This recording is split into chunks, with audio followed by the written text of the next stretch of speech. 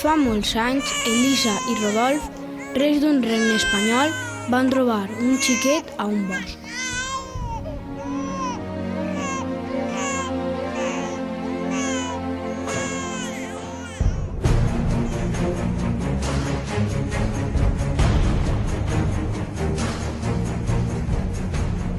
Els reis volgueren educar Rodjan, que així el van anomenar.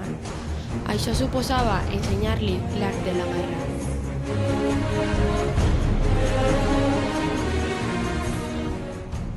Malgrat l'època, era un regne modern i Rodjan entrenava tant amb xiques com amb xics.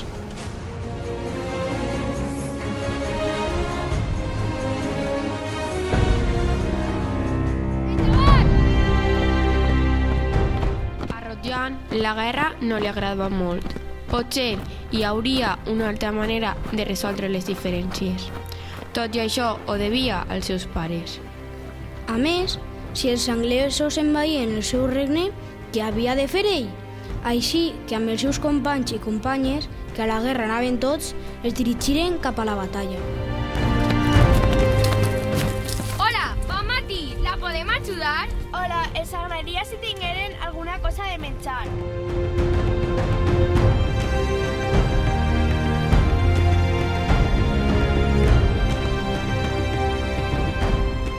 Clar, doneu-li de menjar a aquesta dona.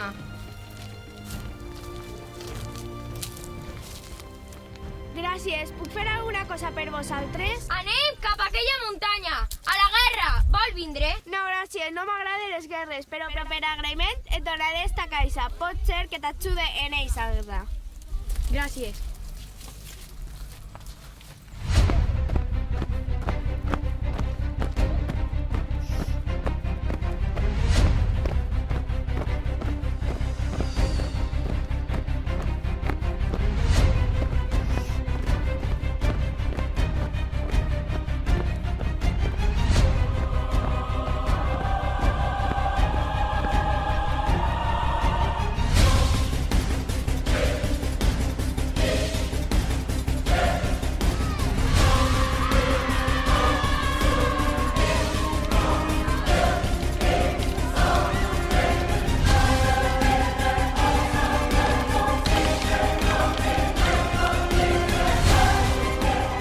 Després d'hores de lluita, ja no podien més.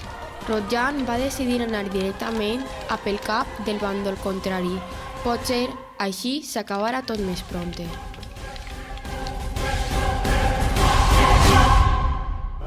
Però quina va ser la seva sorpresa en desencaputxar el soldat?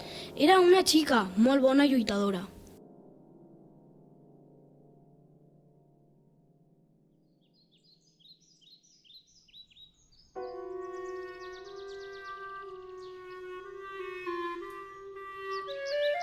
Efectivament, hi havia una altra manera de resoldre les seues diferències.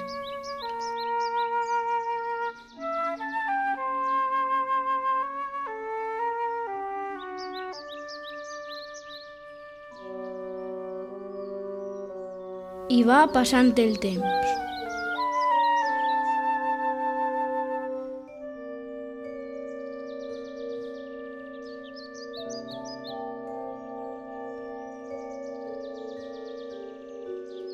Em diuen Rodjan, i tu qui eres? El meu nom és Michelle, sóc la capitana d'aquest exèrcit. Que bé parleu la meua llengua. És la llengua de la meva àvia.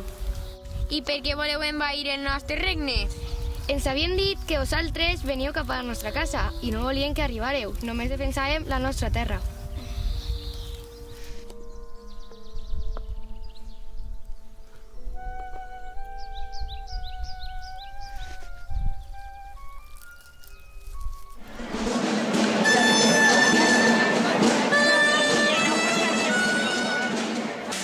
I així va ser com tots, sans i estalvis, tornaren de la guerra al regne, amb nous amics i amigues.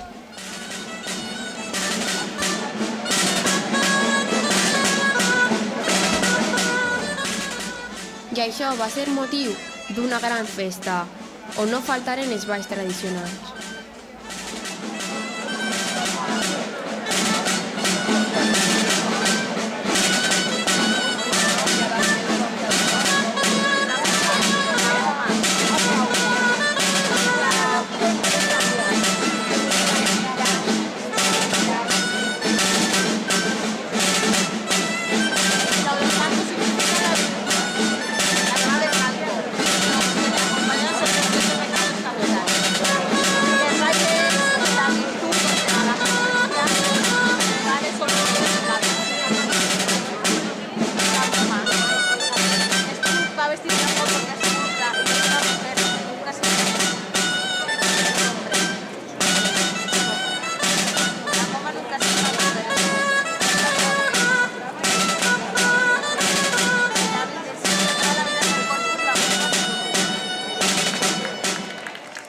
I conte contat.